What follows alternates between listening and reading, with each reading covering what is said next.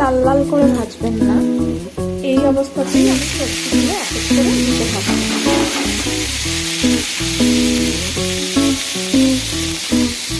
গাজর দিয়ে দিলাম,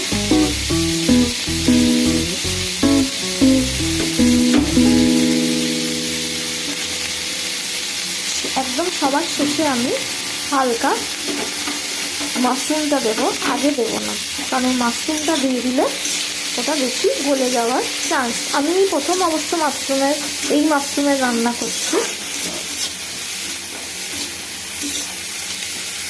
পরিমাণ মতো নুন আর জল দিয়ে আমি সিদ্ধ করে নেব।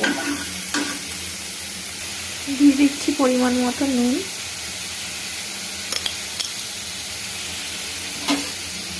একটু নাড়িয়ে নিয়ে একটু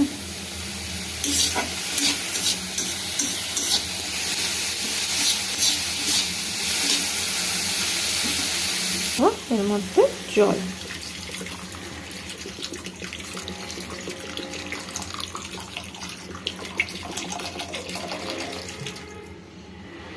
জলটা একটু বেশি পরিমাণে দেবেন যেহেতু এটা স্যুপ হবে।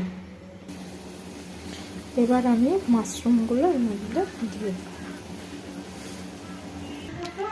না, যে পেস্টটা করেছিলাম ওইটা আবার আমি এর মধ্যে ঢেলে দিচ্ছি। তারপর নাড়াতে থাকবো। এবার এর মধ্যে কর্নফ্লাওয়ার দিয়ে দিচ্ছি আমি 2 চামচ মতো, দিয়ে দেব গোলমরিচের গুঁড়ো, একটু মিক্স হার্ব। গোলমরিচ দিও না? দিচ্ছি, আর একটু লাগবে।